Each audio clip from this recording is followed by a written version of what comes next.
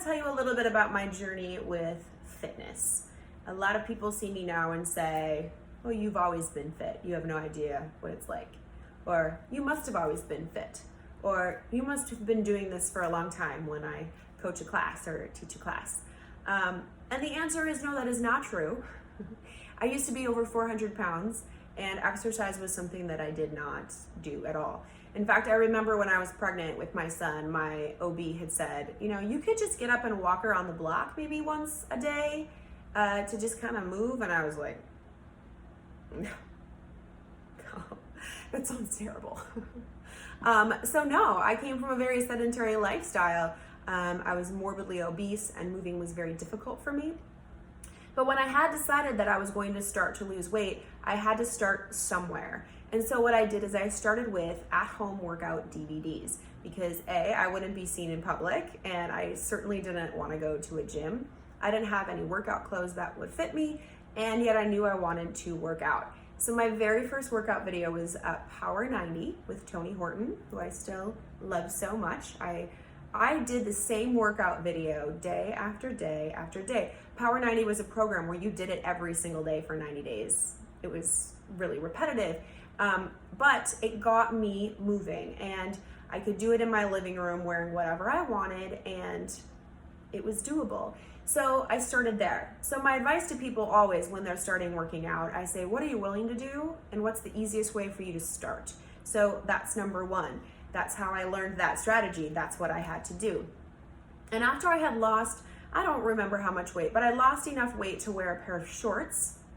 I went into my local Gold's gym and I did a consultation with a personal trainer and I hired a personal trainer for a few sessions and learned how to use some of the machines. And it was really hard for me to walk in there. I was the largest person in the gym. I was still well over 300 pounds and I sweated and lost my breath on every movement.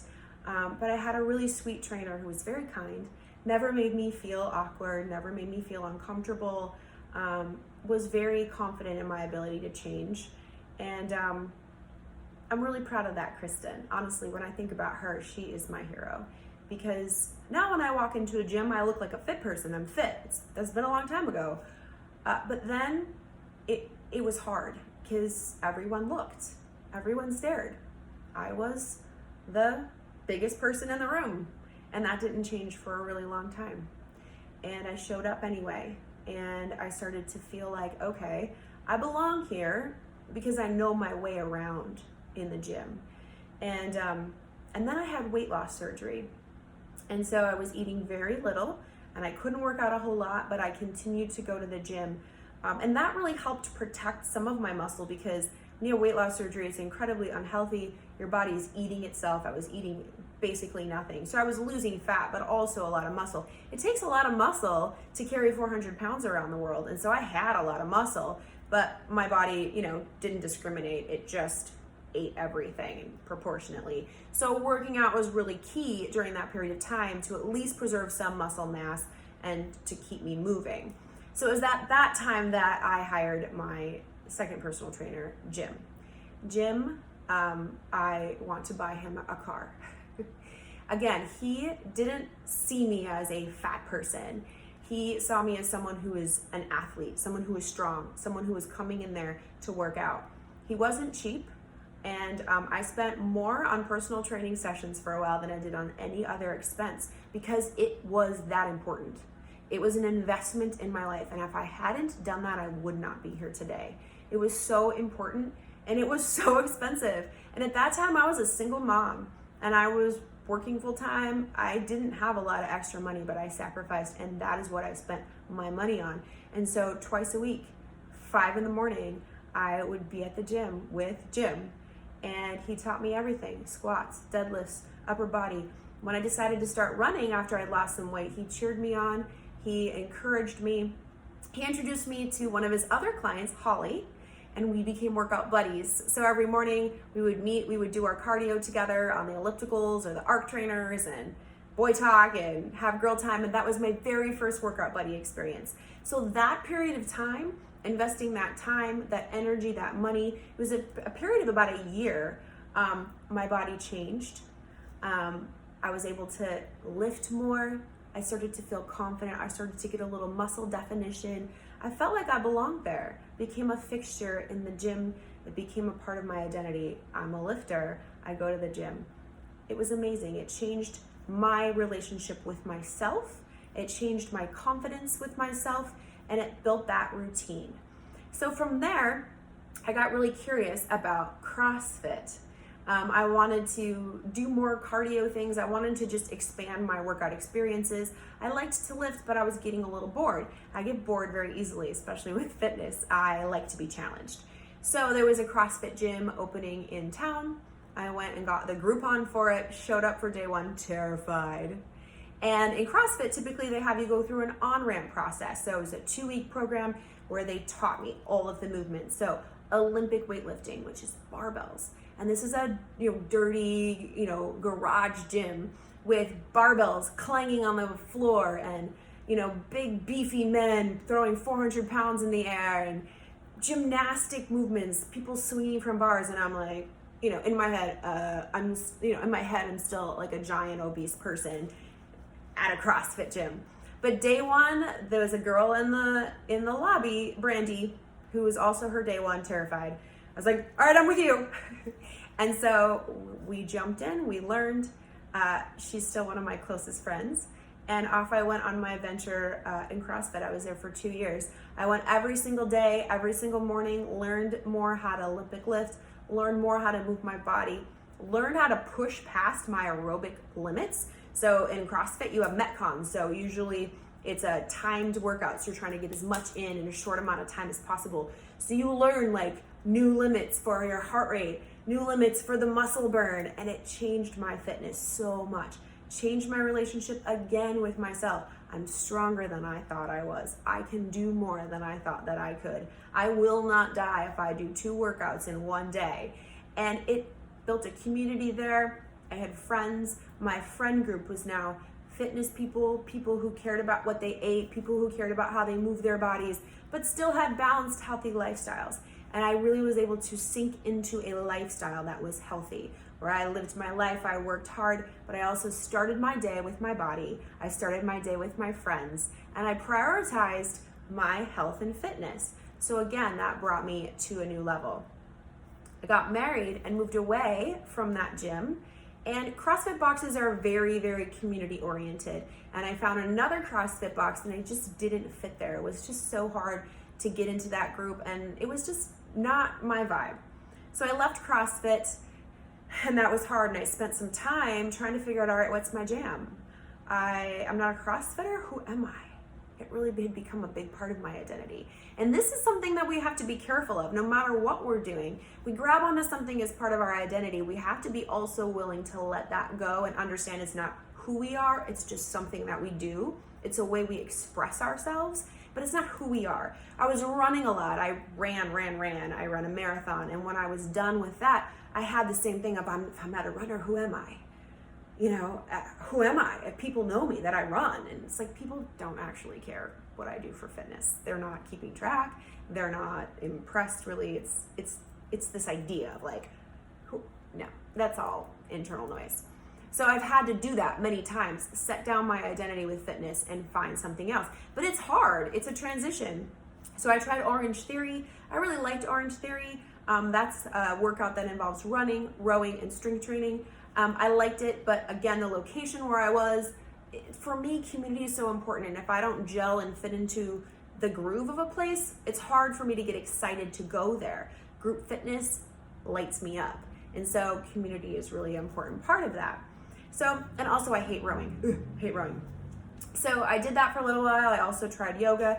Fell in love with yoga. However, yoga is something that I couldn't do every day. So that's when I found F45, which is an interval training workout. They're all over the world now. But basically you go in, it's 45 minutes. The workout is different every single day. It's high intensity interval training and fell in love. And so I did that for a couple of years. Again, that brought my fitness level up. They had challenges. They taught us how to eat clean. They taught us how to go for 8 weeks and really, really buckle down the diet and work out hard. I learned I could do more than I thought. there's so many times in our minds we have to push past this idea of I can only do this much. And there's a lot of bad information out there, like you should only work out 3 times a week and honor your body and rest. Yes, you must honor your body and rest, but you also must occasionally push yourself, because left to your own devices, your body is always going to tell you to quit.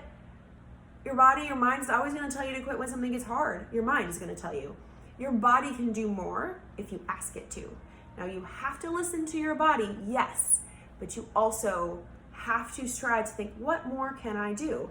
There are elite athletes all over this world. Clearly, they're pushing themselves.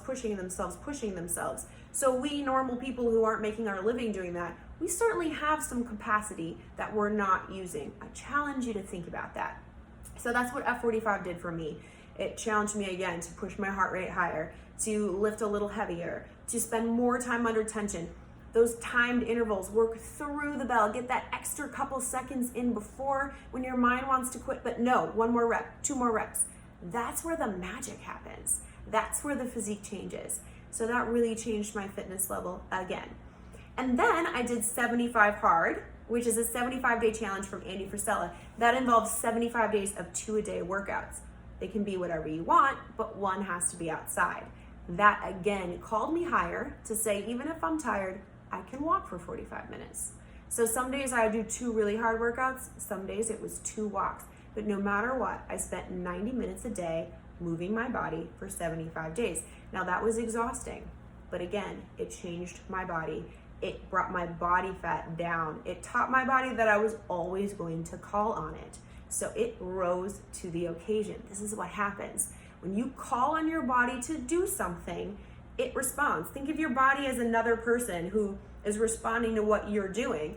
It learns from what you're repeatedly doing. So as I'm repeatedly saying, you are tired, but you are going to at least walk, it was saying, all right, this person is going to make me do this. I must fortify myself. I must prepare myself. I must show up. I must get stronger. And that's what happened. That was very exciting. Another great step in my fitness journey. So this is all, by the way, a period of 15 years. This is, a long time. Doesn't happen overnight. It can happen overnight. Didn't happen overnight for me.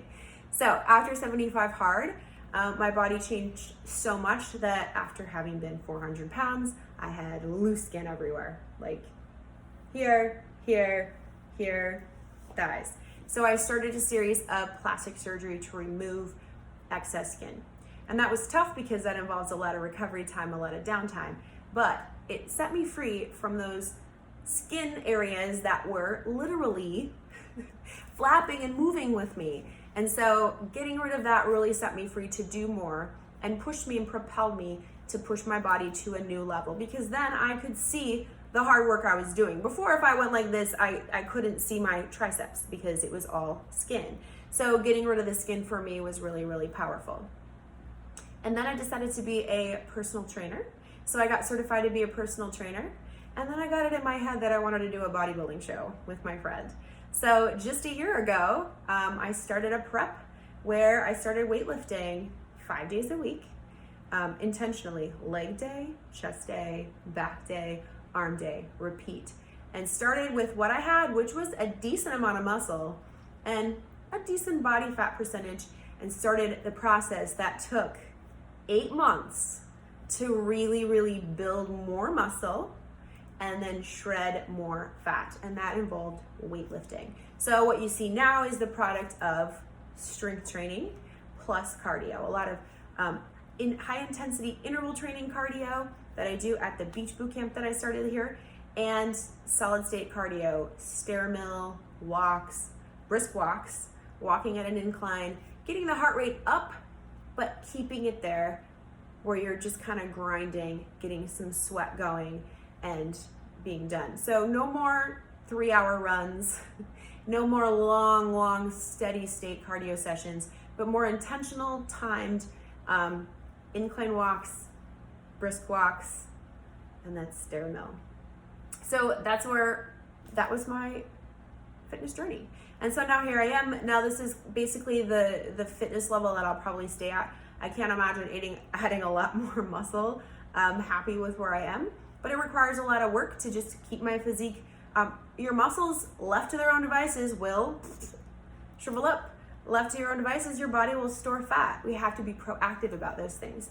So all of that to say, if you're on a fitness journey, think about where you are, push yourself a little bit more, be unafraid to let go of something that used to light you up if it no longer lights you up, and find something new. Fitness needs to be enjoyable because it's something you have to do for the rest of your life. You need to do for the rest of your life. And so pick something that you don't hate. There's so many options. Strength training, lifting. Some days I don't really want to lift, and so I make sure everything about it I love. I lift with my favorite people. I lift with my favorite music.